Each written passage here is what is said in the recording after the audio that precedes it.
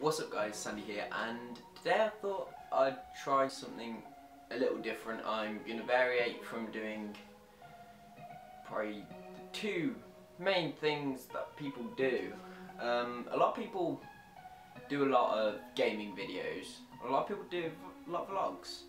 And I came across something the other day which I thought I'd like to try, and that's creepypasta readings. I don't know if I'm going to be any good at it, but I'm going to try it. And yeah, I hope you guys enjoy it. Hope you find it creepy enough.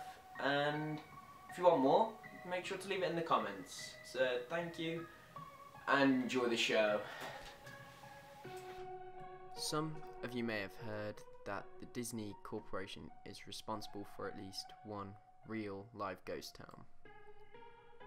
Disney built the Treasure Island resort in Baker's Bay in the Bahamas. It didn't start as a ghost town. Disney's cruise ships would actually stop at the resort and leave tourists there to relax in luxury. This is a fact, look it up.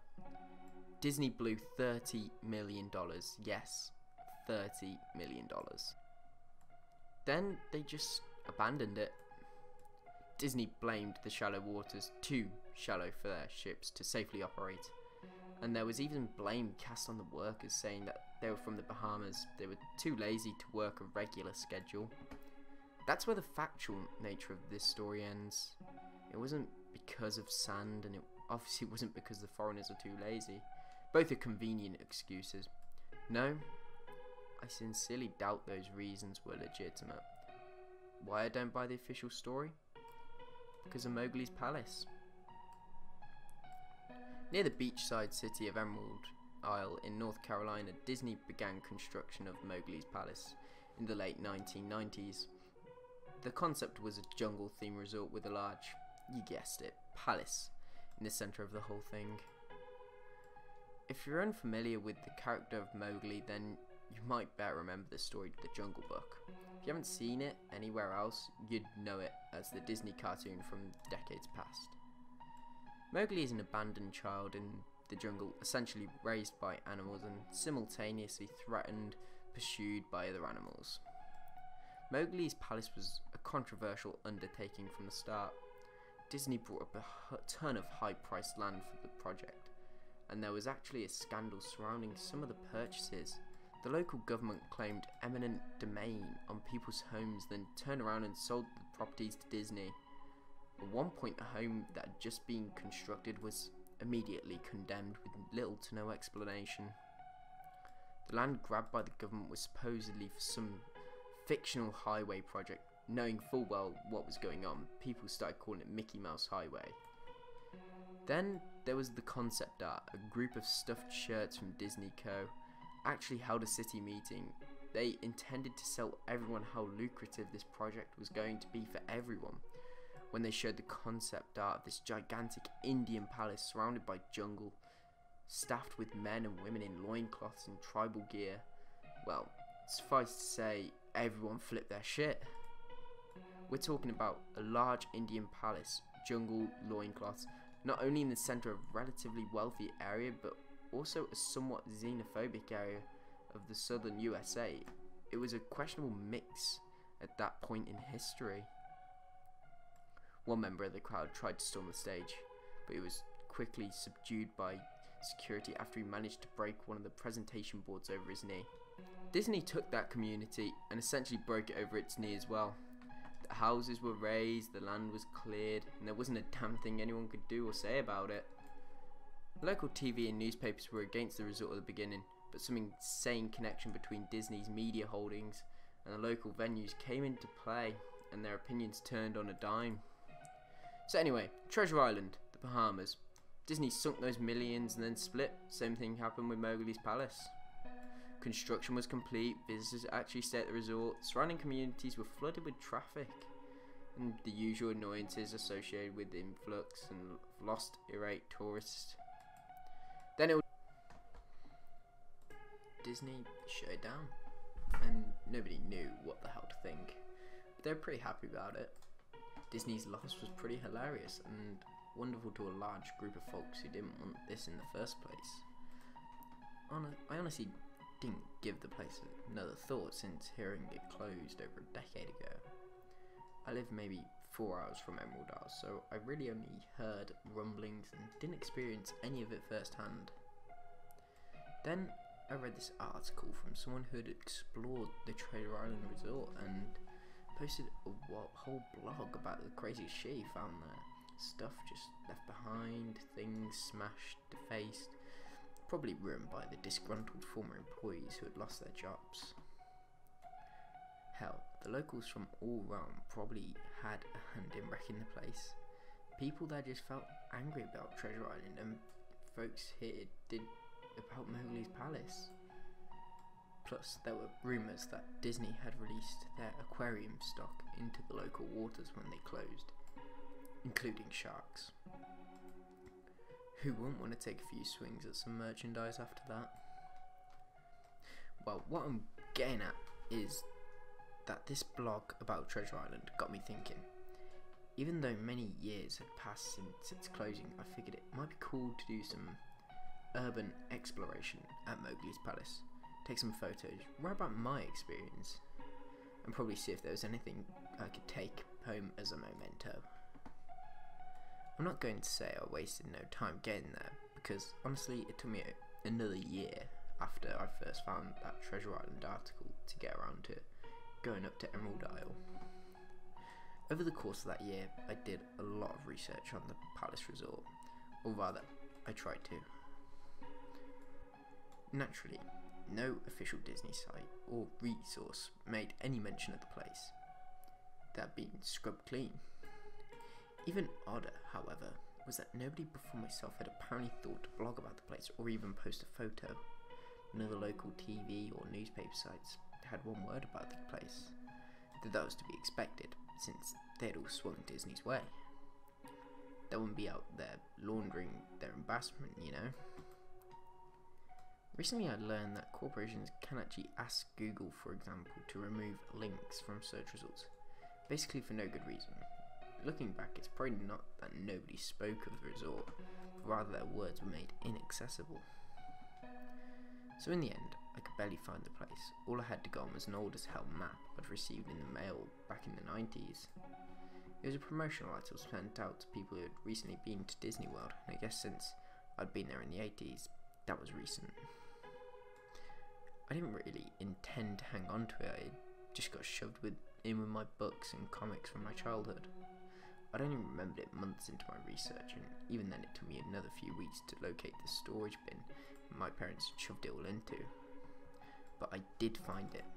Locals were no help, as most were transplants who had moved into the beach in recent years, or old residents who had just sneered at me and made rude gestures the second I managed to say, "Where would I find Mogly's?" The drive took me through an inordinate bit long corridor of overgrowth, tropical plants that run rampant and overpopulated the area, mixed with the native species of flora that actually belonged there and had tried to reclaim the land. I was in awe when I reached the front gates of the resort. Tremendous monolithic wooden gates, whose supports either side looked they must have been cut from giant sequoias. The gate itself had been gouged in several places by woodpeckers and eaten away at the base by burrowing insects. Hanging onto the gate was a sheet of metal, some random scrap, with a hand-painted letter scrawled in the back, "Abandoned by Disney." Clearly the handiwork of some past local or an employee who wanted to make some small protest. The gates were open enough to walk through, but not drive, so grabbing my digital camera and the map, whose flip side showed a layout of the resort, I set off on foot. The inner grounds of the place were just as overgrown as the entryway. Palm trees stood untended and ragged among piles of their own coconuts. Banana plants similarly stood in their own stinking, bug-riddled refuse. There was this sort of clash between order and chaos, as carefully planted rows of perennial flowers mixed with obnoxious tall weeds and stinking blackened mushrooms. All that remained of any outdoor structures were broken, rotting wood and various charred bits of unidentifiable material. What was most likely an information booth or outdoor bar was now simply a pile of assorted debris, chopped up by past vandalism and ravaged by wither. The most interesting thing on the grounds was a statue of Baloo, the friendly bear from the Jungle Book, which stood in a sort of courtyard in front of the main building, who's frozen in a jovial wave towards no one, staring into empty space with a silly toothy grin as bird shit covered the whole swaths of his fur and vines ensnared his platform. I approached the main building, the palace, only to find out the outside of the building covered in graffiti where the original paint had peeled and chipped away. The front doors weren't just open, they'd been taken off their hinges and were stolen. Above the front doors, or the gaping maw where they had been, someone had once again painted "Abandoned by Disney." I wish I could tell you about all the awesome stuff I saw inside the palace. Forgotten statues, abandoned cash registers, a full-fledged secret society of homeless bums, but no. The inside of the building was so stark, so bare, that I actually think people had stolen the moulding off the walls. Anything that was too big to steal, counters, desks, giant fake trees, they were all resting amid this empty echo chamber that amplified my step like a slow rat-a-tat of a machine gun. I checked the floor plan and headed to all the locations that might seem in any way interesting. The kitchen, as you'd imagine, an industrial food prep area with all the appliances and space, no expenses spared. Every glass surface was broken, every door knocked off its hinges, every metal surface kicked and dented. The entire place smelled like very old piss.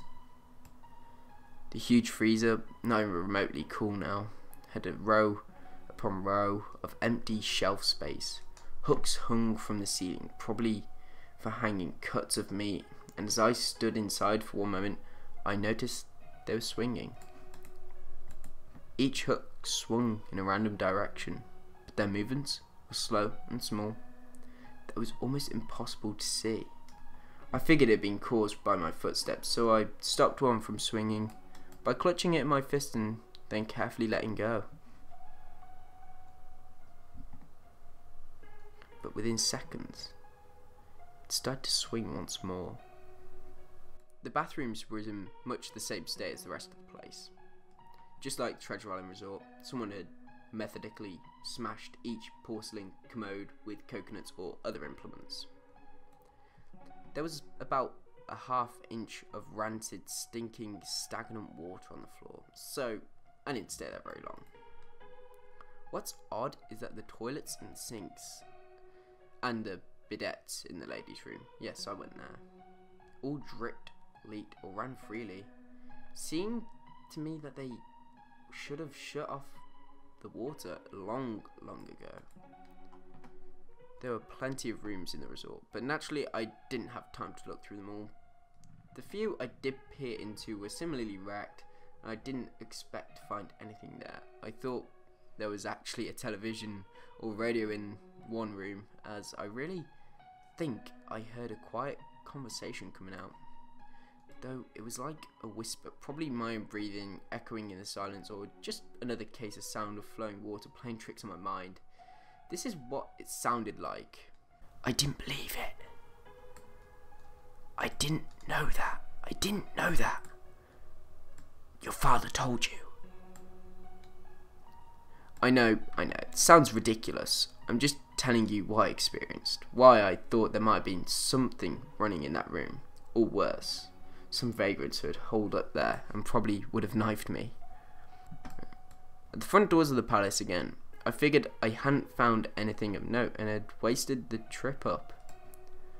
As I looked out the door, I noticed something interesting in the courtyard that I had apparently missed. Something that would have given me at least one thing to show for my trouble, even if it was just a photograph.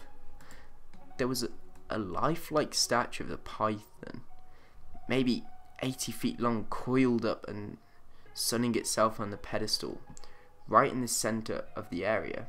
It was almost time for the sun to start setting, so the light fell onto the object in the perfect way for a photograph. I approached the python and snapped a photo. Then I stood on my toes and snapped another. I moved closer again to get the detail of its face. Slowly, casually, the python lifted its head, looked directly into my eyes, turned and slithered off the pedestal across the grass and into the trees. All 80 feet of it. Its head long disappeared into the woods before its tail even left the sunning spot. Disney had released all their exotic animals onto the ground. Right there, on my floor plan map, was the reptile house. I should have known. I'd read about the sharks at Treasure Isle, and I should have known they'd done this. I was dumbfounded, just utterly stupefied. My mouth must have been hanging open for the longest time before I came back down to earth and snapped it shut. I blinked a few times and backed away from where the snake had been, back towards the palace. Even though it was totally gone, I still wasn't taking any chances and backed my way into the building. It took a few deep breaths and slaps to my own face to get myself right in the head again after that. I looked for a place to sit down, as my legs were feeling a bit like jelly at this point. Of course there was no place to sit down, unless I wanted to recline in the broken glass and dead leaf carpet, or haul myself up onto a desk of questionable reliability. I had seen some stairs near the palace's lobby, and decided to go have a seat there until I felt better. The staircase was far enough away from the front of the building to be relatively clean, safe for startling accumulation of dust. I pulled a wedge of metal off the wall and once again painted with the "Abandoned by Disney" motto I'd become accustomed to. I placed the wedge on the stairs and sat on it to keep at least somewhat clean. The stairway led downward below ground level. Using my camera as flash as some sort of improvised flashlight, I could see that the staircase ended in a metal mesh door with a padlock. A sign on the door, a real sign, read, "Mascots only, thank you." This perked up my spirits a little bit, for two reasons. One, mascot only area would have definitely had some interesting stuff back in the day. Two, the padlock was still in place. Nobody had gone down there, not the vandals, not the looters, nobody. This was the one place I could actually explore, and perhaps finding something interesting to photograph or wantonly steal. I had come to the place essentially agreeing with myself that it was okay to take anything because, hey, abandoned. It didn't take much to bust the lock. Well, actually, that's wrong. It didn't take much to bust the metal plate on the wall that the padlock was hooked to. Time and decay had done most of the work for me, and I was able to bend the metal plate enough to pull the screws out of the wall, something nobody else had apparently thought of or hadn't been able to do at the time. The mascot's only area was startling and very welcome change from the rest of the building I'd seen. For one, every second or third fluorescent light overhead was illuminated, even though they flickered and faded randomly. Also, nothing had been stolen or broken, even if age and exposure were definitely taking their toll. Tables had notepads and pens, there were clocks, even a punching clock on the wall complete with filled out time cards. Chairs were scattered around, and there was even a small break room with an old static filled television with long rotted out food on the counters. It was like one of those post-apocalyptic movies where everything is left in a state of evacuation. As I walked the maze-like sub-basement hallways of the mascot's only area, the sight just became more and more interesting. As I went further, desks and tables were knocked over, papers scattered and almost melded with the damp floor, and a large carpet of mould slowly overtaking the rotting crimson floor covering. Everything was sort of squishy. Anything wood disintegrated into mush when I applied even the least amount of force, and clothing items hanging on hooks in one of the rooms simply fell to moist threads as I tried to unhook them. One thing that annoyed me was that the light was becoming more sparse and unreliable as I went further into the dark, suffocating depths of the palace. Eventually, I reached a black and yellow striped door with the words Character Prep 1 stenciled on it. The door wouldn't open at first. I figured this was probably where the costumes were kept, and I definitely wanted a photograph of that twisted, stinking mess. Try as I might, whatever angle or trick I tried, the door wouldn't budge. That is, until I gave up and started to walk away. That was when there was a slight popping sound and the door creaked open slowly. Inside the room was completely dark, pitch black. I used the camera flash to look for a light switch in the wall by the door, but there was nothing. As I made my search, I was jarred out of my sense of excitement by a loud electrical buzz.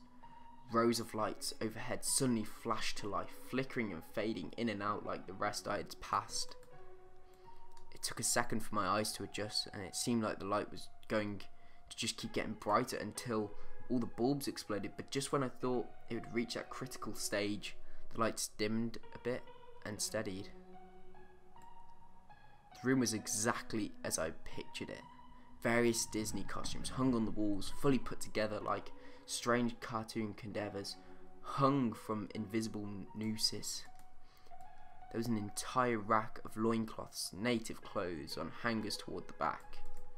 What I found odd, and what I wanted to photograph right away, was a Mickey Mouse costume at the centre of the room.